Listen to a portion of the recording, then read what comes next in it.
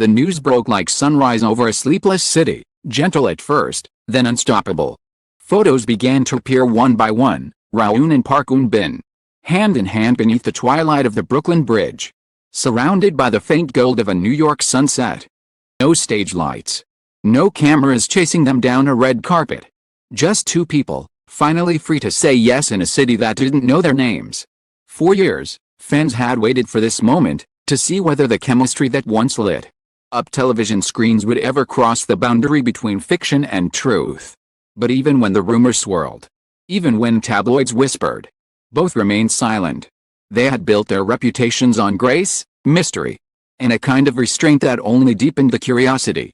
So when the wedding announcement came, followed by the words "in New York," the world collectively stopped to ask, why there?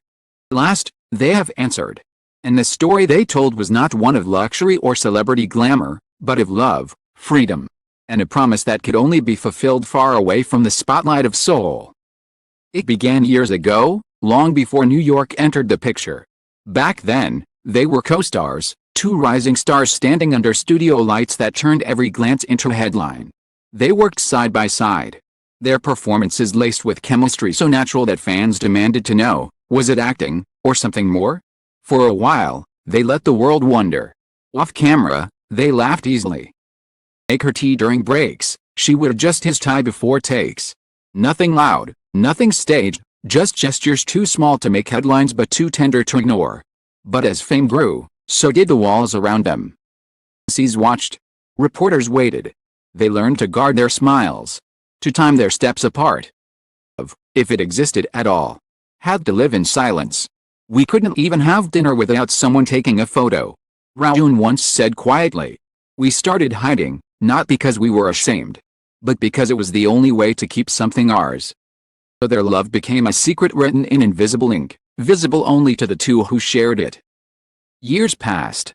She grew into one of the most respected actresses of her generation, known for her emotional depth and quiet power. He evolved from an idle actor into a man whose sincerity filled every role he took.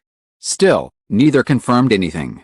When asked about each other, they smiled politely, deflecting the question with practiced ease. But there was always something in their eyes, a softness that betrayed the truth words could not carry. Then came the fateful trip, a charity event in New York where both happened to be invited. Different schedules, different flights. Fate orchestrated their paths to cross again under the hum of Times Square lights. It had been almost a year since they'd seen each other. He found her standing on a street corner, laughing as the snow began to fall, her scarf pulled high against the wind. For a moment, they were no longer Rowoon and Park Eun-bin, they were just two people lost in a foreign city. Strangers who had once known each other better than anyone else. They walked for hours that night, through Central Park, past small cafes glowing with yellow light, down empty streets that smelled of winter rain and roasted chestnuts. No photographers, no eyes watching. Just the sound of footsteps and the quiet rediscovery of something they had both tried to forget. That night, she later said, I remembered what it felt like to breathe without fear. When they parted, he gave her a letter, no phone numbers, no promises, just words. Didn't open it until she was on the plane back to Seoul. Sighed, one sentence stood out. If we ever marry, it should be somewhere no one knows our names. Years later, when life and love had both matured, that sentence returned to them. By then, the idea of marriage was no longer fantasy, it was something sacred. Something they wanted to protect. They'd have chosen Paris, or Jeju, or any place adored by cameras. But they remembered that promise beneath the New York lights. That single night when they had been anonymous, ordinary, free. So they went back. No publicists, no press leaks. Only a handful of friends, a minister, and the skyline that had once witnessed their reunion. Their vows were whispered at sunset, beneath a tree in Central Park. No designer arches, no reporters, no sponsors. Just her voice trembling as she said, "You were worth the wait."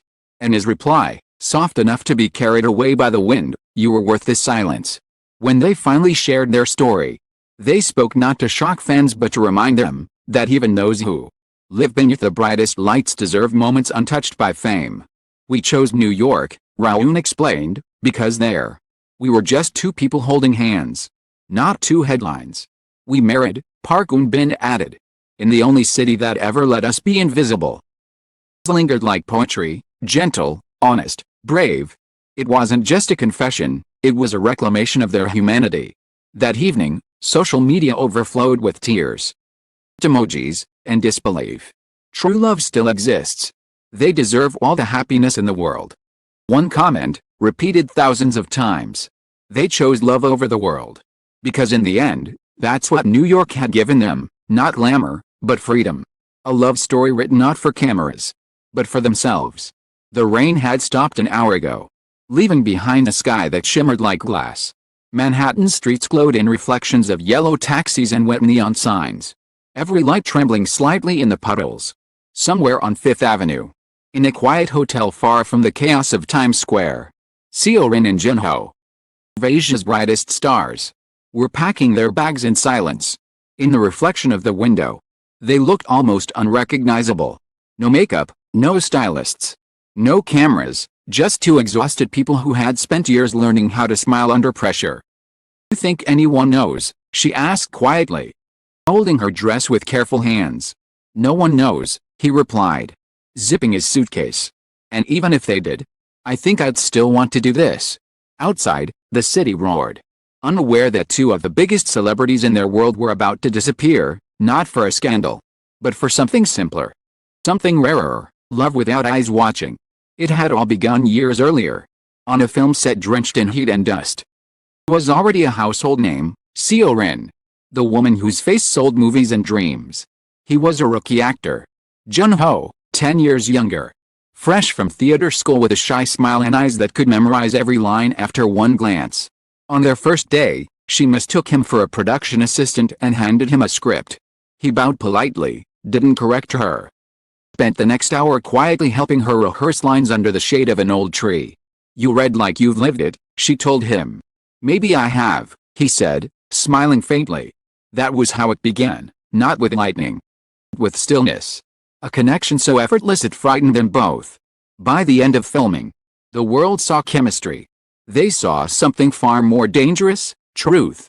After the film wrapped, their names started appearing side by side in headlines. Seo-rin and Jin-ho, and screen love or something more. The studio denied everything. Their agencies separated their schedules. They did what professionals do, they smiled, deflected, and pretended the rumors didn't sting.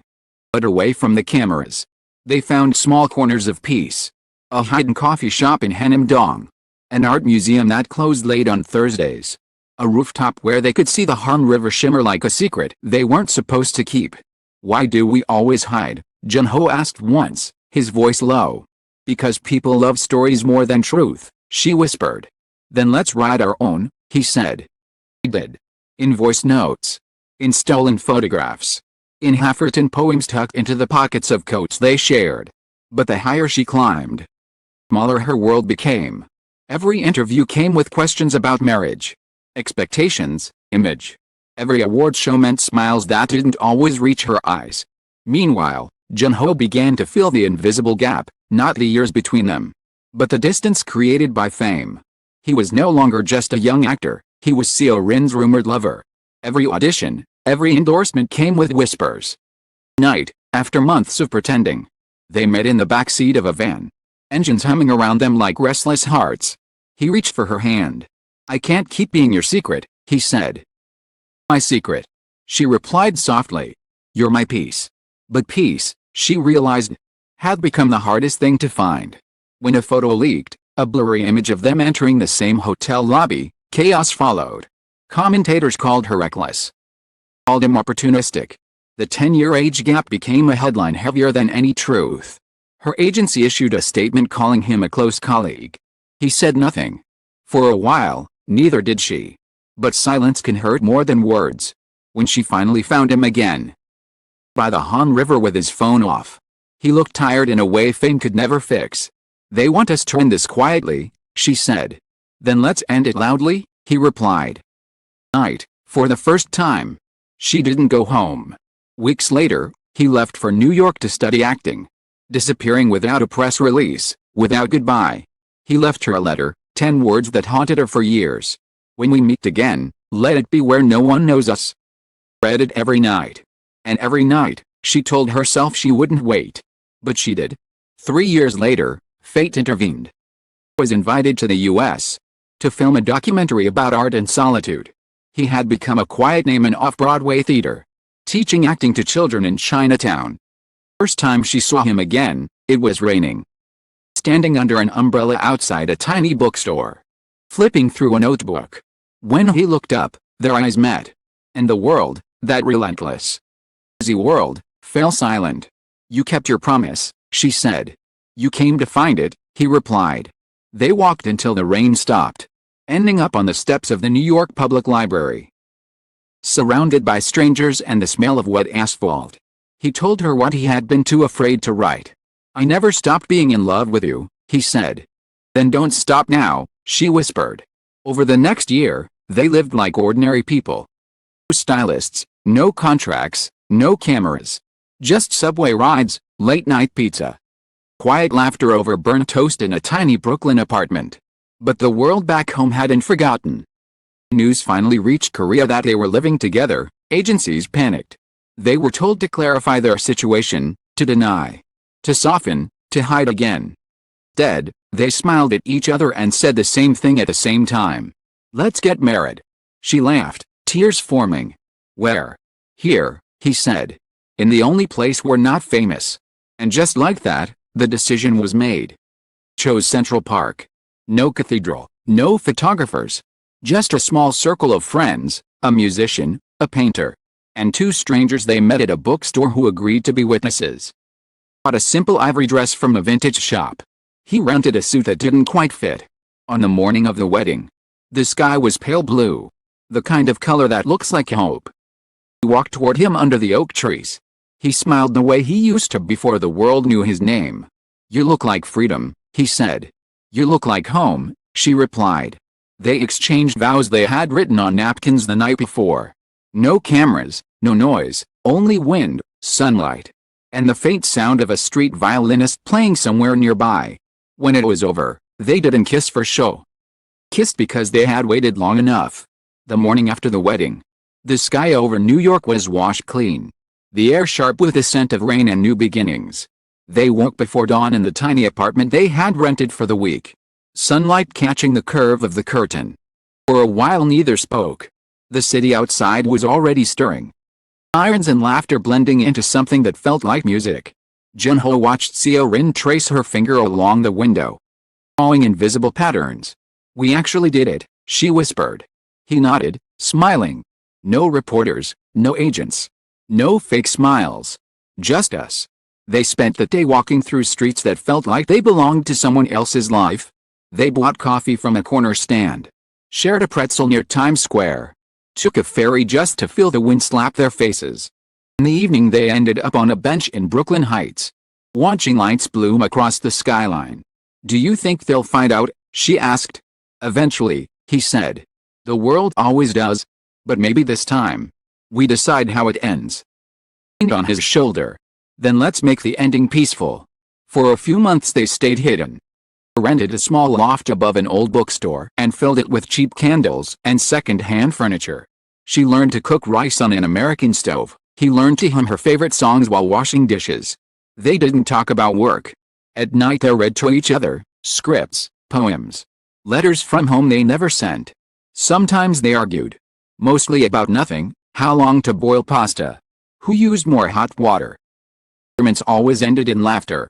They were learning how to be ordinary. But peace never lasts forever. One morning, Seo-rin's phone lit up with a headline, rumor confirmed, Seo-rin and Junho spotted in New York. Someone had recognized them at a cafe. A tourist had posted a photo. Within hours, the image spread across the internet, dissected in thousands of comments. Her agency called repeatedly, her messages alternating between panic and apology. Turned the phone face down on the table. We knew this day would come, she said. Junho poured coffee into 2 chip mugs. Let's face it together. They held a small press video call from their apartment. No lighting, no script. Just their faces framed by morning light. Yes, Seo-rin said calmly, we're married. Married because we love each other. We didn't hide to deceive anyone, we had to breathe. Junho added quietly. Wanted a place where our names didn't come first. Heartbeat. There was silence on the other side of the screen. And that travels farther than sound. Then the questions began, sharp and endless. But they answered only once more, we're happy. That's all. Back in Seoul, chaos erupted. News anchors replayed the clip on loop. Commentators debated age, fame, propriety. Yet something unexpected happened. The public began to soften. The photo of them sitting hand in hand in Central Park went viral, not as scandal but as serenity. People called it a picture that breathed. Just flooded her fan site. You look peaceful. Thank you for reminding us what love looks like. Within a week, brands that once demanded distance called back with new proposals. She declined them all. I don't want to sell anything right now, she told her manager. I just want to live. Junho returned to teaching theater. His students, nervous at first, soon discovered that their quiet instructor was the same man the world couldn't stop talking about. He never mentioned fame. He only said, acting is the art of listening to silence. Months passed. Seasons turned the city gold and then gray. They built a rhythm, morning walks through Central Park, grocery runs. Letters from home that arrived late and always smelled faintly of rain. Once, while waiting at a crosswalk, a stranger recognized her and whispered, "You're that actress." Right, Seo-rin smiled. Not today, she said. And the woman laughed, understanding. First winter after their wedding was the hardest. Work offers arrived again.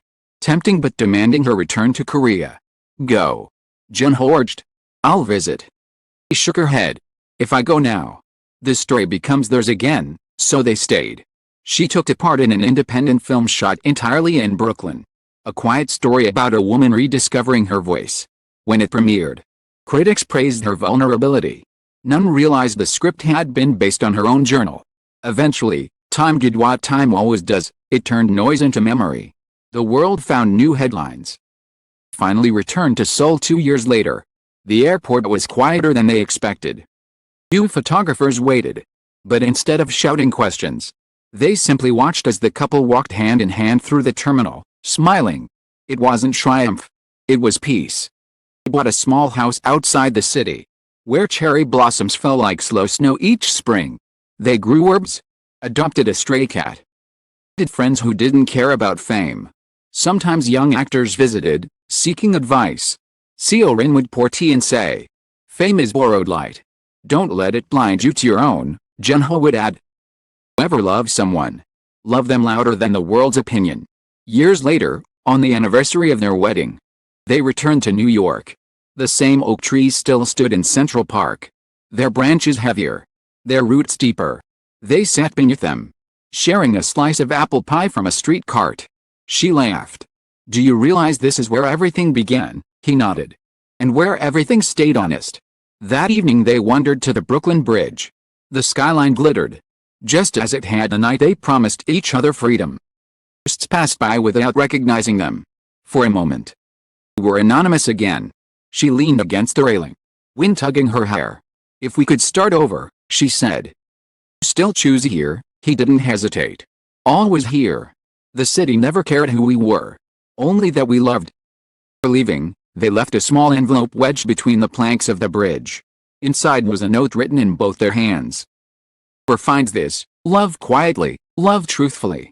Love where no one demands proof. They walked away hand in hand. The city lights flickering behind them like closing credits. The world would continue. Stories would spin. And someday their names would fade into history. But in that city, in that moment, their story was complete. Two people who had once been everywhere finally finding a place where they could simply be. Silence that followed. New York whispered back the only blessing they needed, freedom. And so their story came to rest, not in applause, not in headlines, but in the soft echo of footsteps fading down a quiet New York street. They had begun as two people pretending to be characters and ended as two souls brave enough to live as themselves. The city that once swallowed their fears had given them a gift more precious than fame, anonymity, peace, and the right to love without asking permission. Years later, when their names became legend and their films were rewatched by a generation that never knew the noise of their time, one line from an old interview resurfaced. We chose New York, Seo-rin had said, because that was where we remembered who we really were. And that, perhaps, was the whole truth. Love doesn't need a stage.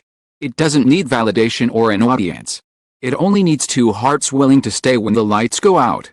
Their journey was not about rebellion, it was about return, to simplicity, to sincerity, to the quiet heartbeat that exists behind every performance. Somewhere in the rhythm of that city, in the subways, the rivers, the wind through tall buildings, their story remains. Reminding everyone who hears it that freedom, when shared, comes the purest form of love. To everyone who followed this story, thank you for listening not with curiosity, but with understanding. Thank you for remembering that behind every headline lives a heartbeat. And behind every artist lives a human being simply trying to love and be loved. May this story remind you to protect what is real in your own life. May you find a city, a person, or even a single moment where you can breathe without fear. And when you do, hold on to it. Love, when it is honest, is already perfect. The end.